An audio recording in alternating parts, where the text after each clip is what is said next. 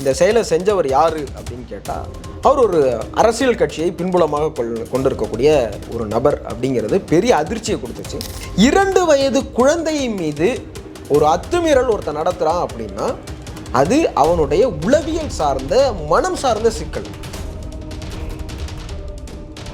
சமூக வலைதளங்களில் நீங்கள் அப்பான்னு சொன்னீங்க, உங்கள் ஆட்சியில் தான் இவ்வளவு சிக்கல்கள் இருக்குது அப்படிங்கிற மாதிரியான விஷயங்களையும் தொடர்ச்சியாக சமூக வலைதளங்களில் இயங்குறவங்க முன் வச்சுட்டு வராங்க. இந்த 4-5 ஆண்டுகளில் மட்டும் 60 விழுக்காடு பெண்களுக்கு எதிரான குற்றம் அப்படிங்கிறது அதிகரிச்சிருக்கு அப்படிங்கிறது பெண்களிடையே சமூகத்தில் ஒரு பெரிய பதட்டத்தை ஏற்படுத்தியிருக்குது.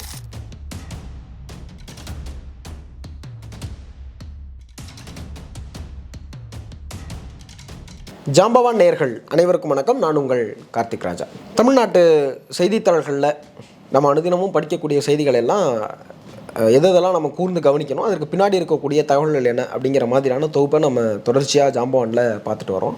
அப்படி இருக்கும் பட்சத்தில் கிருஷ்ணகிரியில் 2 வயது குழந்தைக்கு பாலியல் ரீதியான சீண்டலில் ஈடுபட்டு அந்த குழந்தை மரணம் அடைஞ்சிருக்கு அப்படிங்கிற செய்தி சமீபத்தில் அந்த பகுதி மக்களிடையே ஒரு பெரிய கலக்கத்தை ஏற்படுத்தினுச்சு. அது மட்டும் இல்லாமல் தமிழ்நாட்டையே அந்த செய்தி உழுக்குனுச்சு அப்படின்னே சொல்லலாம். இந்த செயலை செய்தவருக்கு அந்த குழந்தைக்கு எதிரான இந்த செயலை செஞ்சவர் யார் அப்படின்னு கேட்டால் அவர் ஒரு அரசியல் கட்சியை பின்புலமாக கொண்டிருக்கக்கூடிய ஒரு நபர் அப்படிங்கிறது பெரிய அதிர்ச்சியை கொடுத்துச்சு. திமுகவினுடைய இளைஞர் அணி பொறுப்பாளராக இருக்கக்கூடிய பெரியநாயகம் அப்படிங்கிறவர் தான் இந்த சம்பவத்திற்கு பின்னாடி இருக்காரு அப்படிங்கிற குற்றச்சாட்டு அங்கே எழுந்தது. இது ஒரு பெரிய அச்சத்தையும் கலக்கத்தையும் தமிழ்நாடு முழுக்கவே ஒரு அதிர்வலை ஏற்படுத்துனுச்சு அப்படின்னே சொல்லலாம். காரணம் என்னன்னா, பொதுவாகவே பெண்களுக்கு எதிரான குற்றச்சாட்டு அப்படின்னா எல்லா இடத்துலையும் சொல்லப்படக்கூடிய ஒரு முக்கியமான விஷயம் என்னன்னா அவங்க நிர்பயா வழக்கு கூட எடுத்துக்கலாம். அவங்க சொல்லப்பட்ட, அதாவது எதிர்த்தரப்பில் குற்றவாளிகள் தரப்பில் சொல்லப்பட்ட வாதங்கள்லாம் ரொம்பவே முக்கியமானது. அவங்க எங்களை ஆசையை தூண்டும் வகையில் அவர் ஒரு உடை அணிஞ்சிருந்தாங்க. பெண்கள் இந்த மாதிரியான உடைகள் அணிவதனால தான் இந்த மாதிரியான கற்பழிப்பு சம்பவங்கள் நடக்குது அப்படின்னு பொதுவாகவே பொதுத்தளத்தில் இருக்கக்கூடியவர்கள், அதாவது பொது புத்தியில் இருக்கிறவங்க இதை சொல்லிகிட்டே இருப்பாங்க. பெண்கள் இப்படிலாம் பண்ணுறதுனால தான் அவர்களுக்கு எதிரான பாலியல் அத்துமீறல்களும் சீண்டல்களும் நடந்துட்டுருக்கு அப்படின்னு. ஆனால் நாம் ரொம்ப குறிப்பாக கவனிக்கப்பட வேண்டியது என்ன அப்படின்னா, இது 6 மாத, இன்னும் சொல்லப்போனால் 2 வயது குழந்தை, 6 மாத குழந்தைகளுக்கான எதிரான பாலியல் சீண்டல்கள் எல்லாமே கூட நம்ம செய்தித்தாள்களில் படிக்கிறோம். அப்படின்னும் போது 2 வயது குழந்தையின் மீது ஒரு அத்துமீறல் ஒருத்தன் நடத்துகிறான் அப்படின்னா அது அவனுடைய உளவியல் சார்ந்த மனம் சார்ந்த சிக்கல்.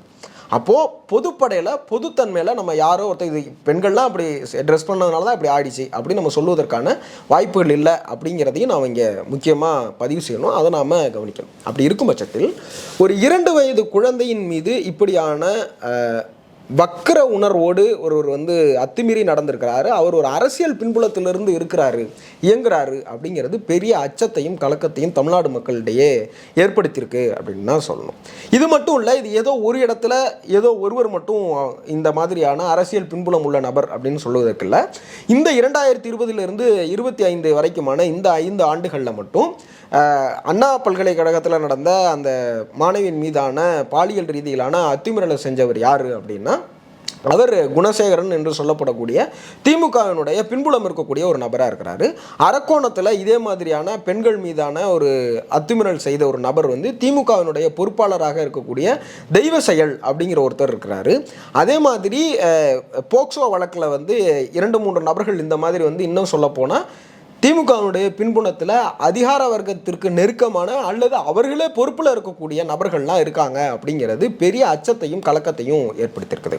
திராவிட முன்னேற்ற கழகத்தினுடைய தலைவரும் தமிழ்நாட்டினுடைய முதலமைச்சருமான திரு மு க ஸ்டாலின் அவர்கள் தொடர்ச்சியாக என்ன சொல்லிகிட்டே இருக்காங்க அப்படின்னா நான் இந்த குழந்தைகளுக்கெல்லாம் அப்பா மாதிரி அப்படிங்கிறத அவர் ஒரு இடத்துல ஸ்டேட்மெண்ட்டாக சொல்லியிருந்தார். தொடர்ச்சியாக அது குறித்து இந்த மாதிரியான பாலியல் சீண்டல்கள், பெண்களுக்கு எதிரான குற்றச்செயல்கள்லாம் நடைபெறும் போது சமூக வலைதளங்களில் நீங்கள் அப்பான்னு சொன்னீங்க, உங்கள் ஆட்சியில் தான் இவ்வளவு சிக்கல்கள் இருக்குது அப்படிங்கிற மாதிரியான விஷயங்களையும் தொடர்ச்சியாக சமூக வலைதளங்களில் இயங்குறவங்க முன் வச்சுட்டு வராங்க. எதிர்க்கட்சியை சார்ந்தவர்களும் குறிப்பாக எடப்பாடி பழனிசாமி உள்ளிட்ட எதிர்க்கட்சி தலைவர்களும் இதை விவாத பொருளாக மாற்றிட்டு வந்திருக்காங்க அப்படிங்கிறது ரொம்ப முக்கியம்.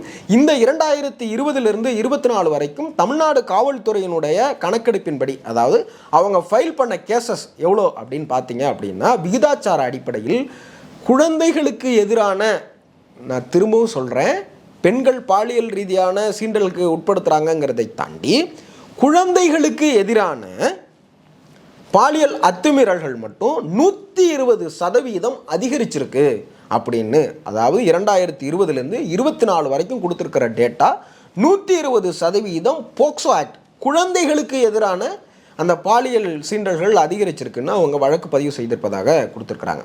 அட் த சேம் டைம் அதே நேரத்தில் பெண்களுக்கு எதிரான குற்றச்செயல்கள், பெண்களுக்கு எதிரான பாலியல் சீண்டல்கள், இந்த மாதிரியான அச்சுறுத்தல்கள் 60% அதிகரிச்சிருக்கு அப்படின்னு சொல்லியிருக்கிறாங்க.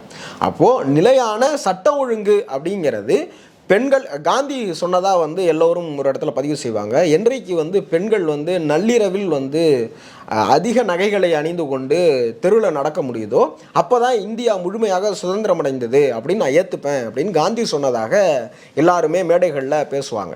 அப்படி பார்க்கும் பொழுது இரவில் கூட இல்லை, பட்டப்பகலில் சமூக நீதி அப்படிங்கிற அடிப்படையில் எல்லா இடங்களிலும் பெண்களுக்கான முக்கியத்துவம் கொடுக்கணும் அப்படிங்கிற ஒரு கருத்தை கிட்டத்தட்ட 75 ஆண்டுகளாக தமிழ்நாடு இரு கட்சிகளுமே, 2 திராவிட கட்சிகளுமே முன்வைத்து பல்வேறு திட்டங்களை, பல்வேறு ஸ்கீம்ஸை, பல்வேறு இடங்களில் இடஒதுக்கீட்டின் அடிப்படையில் பெண்களை பணியமர்த்தணும், பெண்களை படிக்க வைக்கணும், பெண்கள் வெளி உலகத்திற்கு சுதந்திரமாக வரணுங்கிறதுக்கான பல்வேறு ஸ்கீம்ஸ் எல்லாம் கொடுத்தாலுமே கூட இந்த மாதிரியான சிக்கல்கள் தொடர்ச்சியாக நடக்கும் பட்சத்தில் இந்த 75 ஆண்டுகால முயற்சியும் வீணாவதற்கான வாய்ப்பு இருக்குது அப்படிங்கிறதையும் நாம் இதில் கூர்ந்து கவனிக்கணும். கிட்டத்தட்ட அது எந்த கட்சியாக இருந்தாலுமே கூட பெண்கள் முன்னேற்றத்தில் தமிழ்நாடு எப்பொழுதுமே ஒரு படி முன்னாடி இருந்திருக்கு அப்படின்னே சொல்லணும். பெண்களை முன்னிறுத்தி ஸ்கீம்ஸ் கொடுக்கறதா இருக்கட்டும், பெண்களினுடைய வளர்ச்சிக்காக திட்டங்களை உருவாக்குறதுலேருந்து, வாக்குறுதிகள் கொடுப்பதிலேருந்து எல்லாமே பெண்களை சுற்றி, அதாவது பெண்களினுடைய எம்பவர்மெண்ட், உமன் எம்பவர்மெண்ட் அதிகமாகணும் அப்படிங்கிறதுக்காக 75 ஆண்டுகளாக தமிழ்நாடு ஒரு சீரான வேகத்தில் முறையான சட்டத்திட்டத்தின் அடிப்படையில் அவங்களுடைய வாழ்க்கையில் முன்னேற்றத்துக்கான ஒரு வேலையை பார்த்துட்டே வந்திருக்கிறாங்க. இது எல்லாத்தையுமே கேள்விக்குறி ஆக்கும் விதத்தில் இந்த 4-5 ஆண்டுகளில் மட்டும் 60 விழுக்காடு பெண்களுக்கு எதிரான குற்றம் அப்படிங்கிறது அதிகரிச்சிருக்கு அப்படிங்கிறது பெண்களிடையே சமூகத்தில் ஒரு பெரிய பதட்டத்தை ஏற்படுத்தியிருக்குது. என்னென்ன ஸ்கீம்ஸ் தான் நம்ம கொண்டு வந்தோம் அப்படின்னாலுமே கூட வெளியில் பெண்கள் சுதந்திரமாக நடமாட முடியாது, பெண்கள் வெளியில் வந்தால் அவங்களுடைய உடைமைகளுக்கும் உயிருக்கும் கற்பிற்கும் பாதுகாப்பு இல்லை அப்படிங்கிற ஒரு சூழல் பெரிய பதட்டத்தை உருவாக்கும்.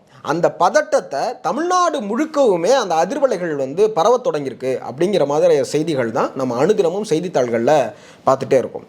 அண்மையில் கூட பஸ் ஸ்டாண்டில், இன்னும் சொல்ல போனால் பொதுமக்கள் வெகுஜன மக்கள் அதிகமாக புழங்கக்கூடிய பஸ் ஸ்டாண்டில் வெட்டி செய்யப்பட்டாங்க ஒரு பெண் அப்படிங்கிற செய்தி தமிழ்நாட்டை பெரிய அதிர்ச்சிக்கு உண்டாக்குனுச்சு. இப்படியாக பெண்களுக்கும் குழந்தைகளுக்கும் எதிரான அந்த குற்ற சம்பவங்கள் அப்படிங்கிறது அதிகரிச்சுக்கிட்டே இருக்குது. தமிழ்நாடு அரசினுடைய காவல்துறை சொன்ன விகிதாச்சாரத்தின் அடிப்படையிலேயே 120 மடங்கு குழந்தைகளுக்கு எதிரான குற்றச்சாட்டு அதிகரிச்சிருக்கு. 60% பெண்களுக்கு எதிரான குற்றச்சாட்டுகள் பதிவு செய்யப்பட்டிருக்குது அப்படிங்கிறது பெரிய அச்சத்தையும் கலக்கத்தையும் உண்டாக்கியிருக்கு அப்படின்னு தான் சொல்லணும். நன்றி. இதே மாதிரி தொடர்ச்சியாக அடுத்தடுத்து எதெல்லாம் நம்ம கவனிக்கணுங்கிற சீரியஸை பார்த்துட்ருக்கோம். நம்ம தொடர்ச்சியாக பயணிப்போம். நன்றி, வணக்கம்.